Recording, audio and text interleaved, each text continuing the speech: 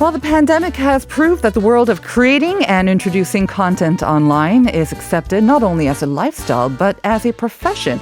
It's what elementary school students aspire to be, as well as pretty much everyone else. A lot of foreigners have become global influencers, and they're using it as a platform to promote Korea and its culture. And joining me in the studio right now are two such fellows. Dan Bright and Joel Bennet are behind the YouTube channel Dan and Joel, which has nearly 270,000 subscribers. They explore Korea to shoot mukbang, have casual discussions about Korea-related topics, and create short documentary-style videos. And it's a pleasure and joy to have you both in the studio. Good morning. Good morning. Thank you for inviting us on. Thanks for having us. Thanks for coming in so early. And then, Dan, you mentioned, though, you have a 2-year-old son who's usually up, I imagine, very early. But today you got up before him. Yeah, he was still asleep when I left the house. So. Yeah, it was a crazy turn of events. He knew that you were coming on the show today. So let's get to know you a little bit. Dan, well, actually, maybe I start with Joel because you have to say hello to our listeners as well. Maybe you want to say hello first? We also have YouTube and, yeah. Hi, guys. You're on, yeah. Can you guys see us on the YouTube as well? Yeah. Wow, cool. Okay, so Joel, let's start off with you. You studied filmmaking at the London College of Communication, and that's part of the University of Arts London. Bit of a tongue twister, that. Yeah. Yes, I got it through though.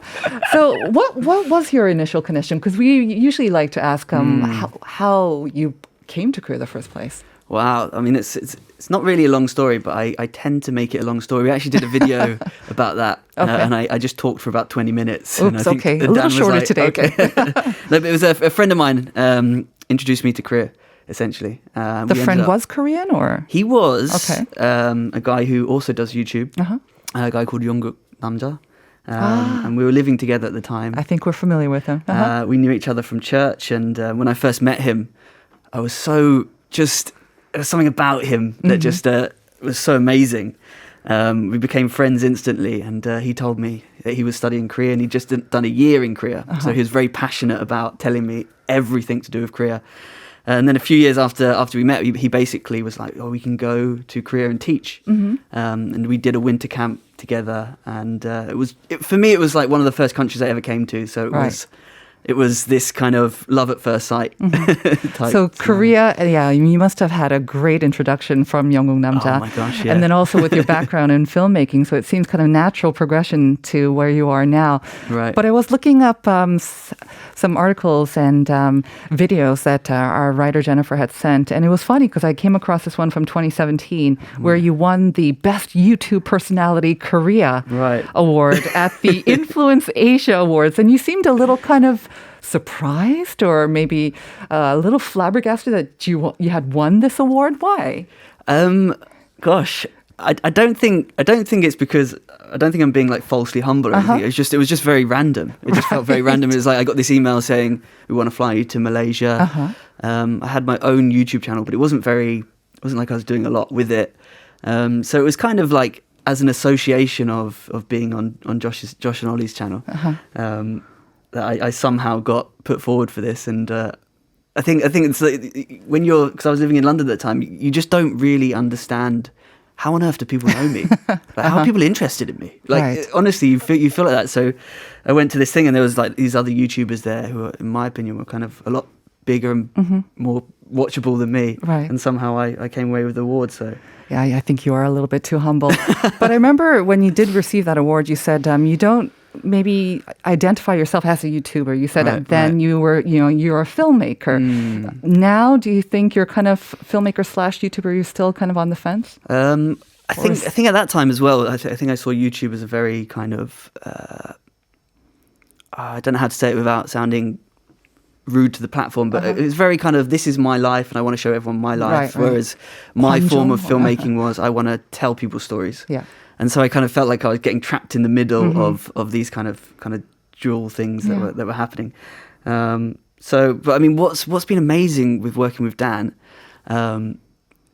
especially because Dan's Korean and his knowledge of Korea is just phenomenal. It is phenomenal, I have to say. It helps me as kind of with a filmmaking background. Kind of, I want to get deep into people's lives, and then Dan has this amazing a way of just meeting people in the street. Yeah. Or just Thanks, building building kind of relationships with Yes. people. I'm assuming we'll probably get onto some of that stuff in a bit, but it's really just we've been able to, as not just only in our friendship, but in the way that we kind of both want to Right. make kind of Yeah. deeper content in Korea. We found this amazing relationship to be able to kind of go deeper and use YouTube as that platform. Yeah. I still think, would we call ourselves YouTubers? I guess so, because the majority of our work is YouTube related, but And I Sometimes we think- say like YouTube creators. Exactly. And I think the YouTube channel and the platform and its reach has just grown beyond. So when you just say YouTubers, like maybe people have sort of a very narrow view, especially when it first started off. Sure. But it has just grown and exploded beyond that. So nice segue. Let's talk about you now, Dan. It is amazing, your Korean, but you did major in Korean studies at SOAS, or do you say SOAS, part of SOAS, the yeah. University of London. And then you also worked at the Korea Trade Center in London for 2 years before actually making the move out here. Yeah. So you studied Korean, and is that why you have perfect Korean? It's better than mine. I definitely wouldn't say it was perfect, but yeah, I studied Korean in London. I did a year abroad in Seoul. Yeah. So they had an exchange program with Korea University. But I think the first year I did in London was this incredible year of grammar, focusing on Korean grammar. Okay. And they have teachers there who are Korean, but they have a sort of Korean linguistics background.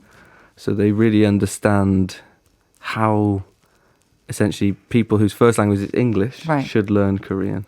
Okay. And it's kind of like a sort of subconscious misconception is that, we can go into a room with people of all different nationalities, students, and teach them in all one way how to speak Korean or any language, and assume they'll all learn at the same speed. Right. And so I think that was really, really good quality education for that first year. To the point where when I came to Korea, I was like, wow, if I just actually use that grammar, I don't think there'll be many situations where I think, oh, I don't understand this grammar or something. But then That's it took a long time to actually learn how to speak after that. I have to say, that's amazing. Like when I talk to people about how they acquire a second language, grammar is not usually what they say. Oh, I had a great grammar teacher. That's not an answer that I think I've ever heard before. So kudos to your teacher for obviously doing an amazing job. But what actually impressed me a lot about your Korean was that you phrase these things in a way that sounds Korean depending on who you're talking to, in a way that's very respectful, in a way that's also very comfortable. It's not awkward at all. And that's why I think that was really, really impressed. Oh, thanks so much. But again, very quickly, what was your connection to Korea then? What brought you interested in I basically was dating a Korean girl Okay. back when I was That's like what they 19. usually say when they say, how did you learn the language? Like, I was dating someone. The irony was she lived in the UK for about 8-9 years, so Okay. I actually almost never spoke Korean to her. Okay. And actually, when I did speak Korean to her, she'd be like, "That's wrong. Don't speak Korean to me." Oh, no. But that was the reason I wanted to come to Korea. I see. And then I saw that there was this course where you could study Korean, and it was all like with the goal of actually coming to Korea. So it seems like both of you kind of had a love at first sight or experience with Korea anyways. And that kind of led you to Korea and then to start this channel, Dan and Joel, which was started in 2017.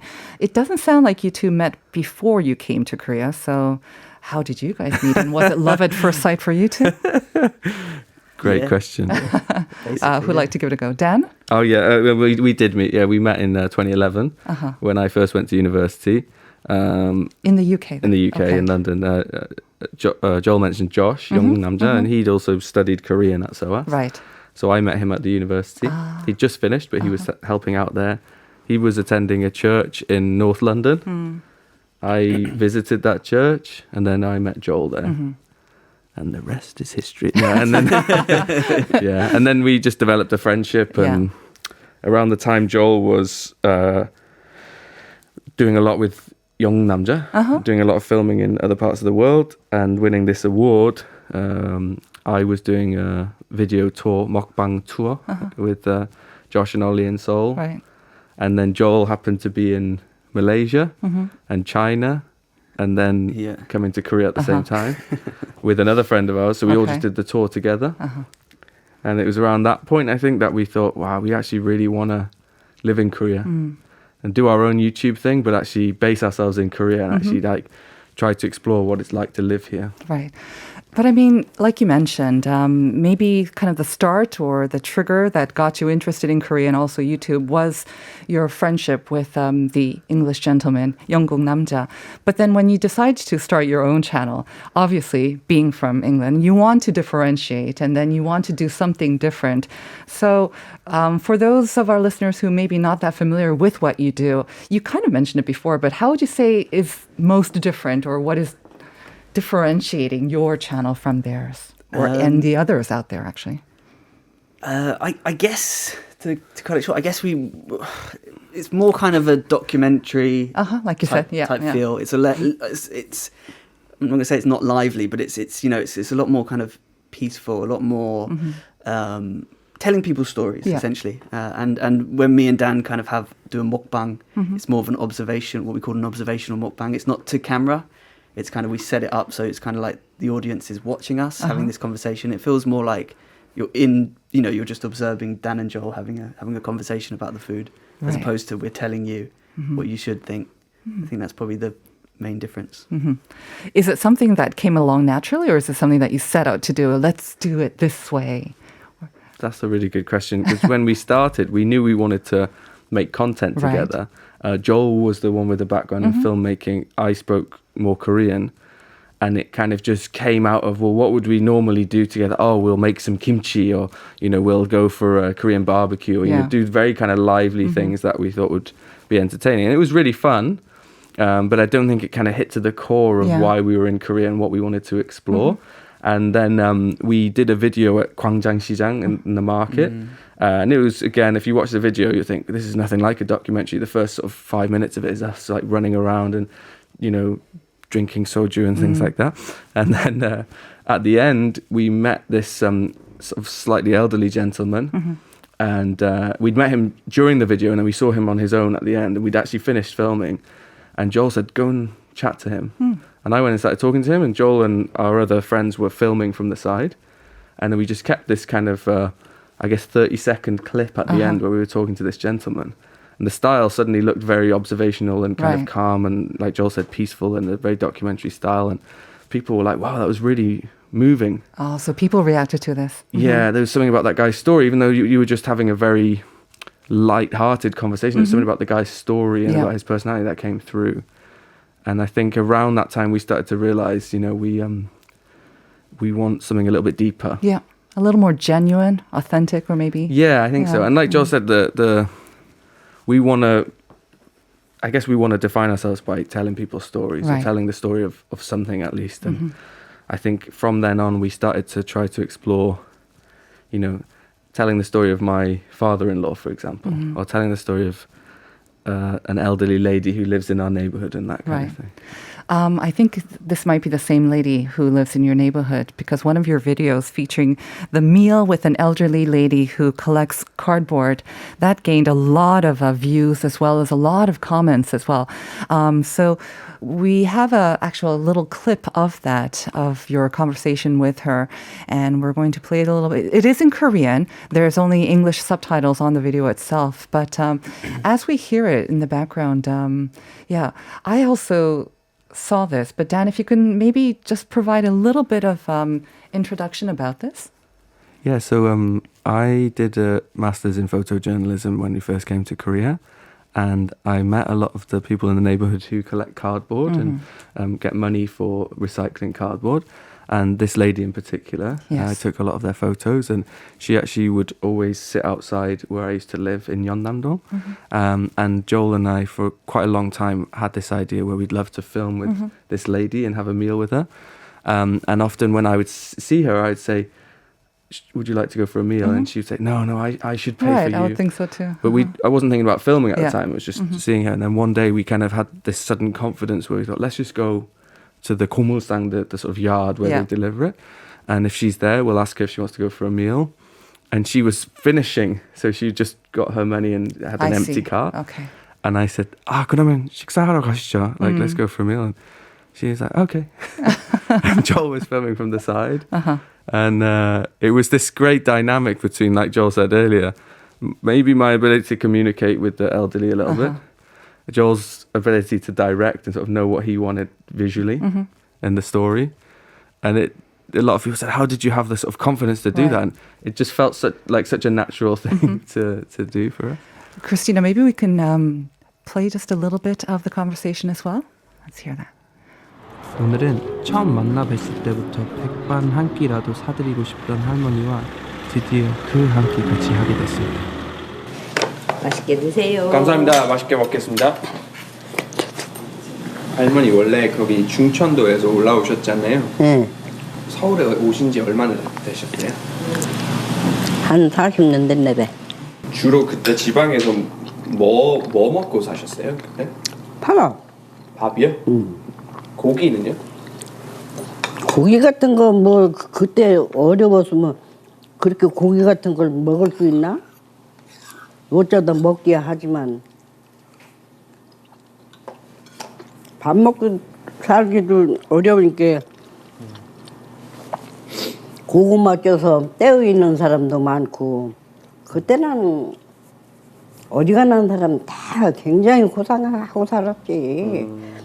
옷도 시방마냥 이렇게 잠바 같은 게 어딨어.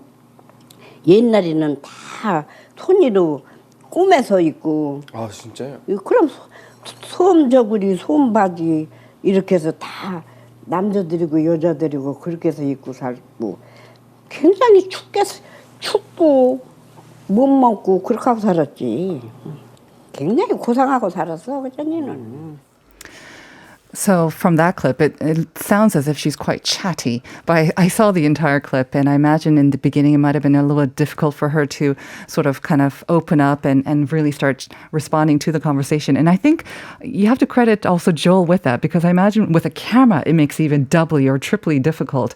But you seem to just, I don't know, maybe did you blend into the background so that she wasn't so conscious of this, like cameras on her all the time? How did you do that? Yeah, potentially. I think she was just very kind of, I mean, we set up two cameras to the side to just cover those two shots, and then I just have the camera that I'm using is just moving around and, kind of going between that wide and some close-ups and stuff. But yeah, I mean, she didn't seem that bothered by it, and I think I've been really, like, part of my personality. I'm quite like I'm either quite hyperactive or I'm very like subdued, and so I kind of. When I want people to see me, everyone sees me. You could switch it on and off, yeah. And so, from a young age, I've been very, very fascinated by people, and I could spend an hour, 2 hours a day just looking out of a window, just watching people. Yeah, that is fascinating, because a lot of people might think of you as being the man behind the camera, but you are in fact in front of the camera as well, because you have your own channel, do you not, Gypsy Man? Yeah. I have my own channel. I don't upload as often. Okay. Obviously as Dan and Joel, but it's nice to do some stuff like I like bikes, and doing stunts, climbing and backflips and stuff. So that's kind of my release in that sense. So what do you think you will be doing going forward? I mean, obviously you like being in front and also behind the camera, Joel. Where do you see maybe Dan and Joel going, and maybe your own projects as well?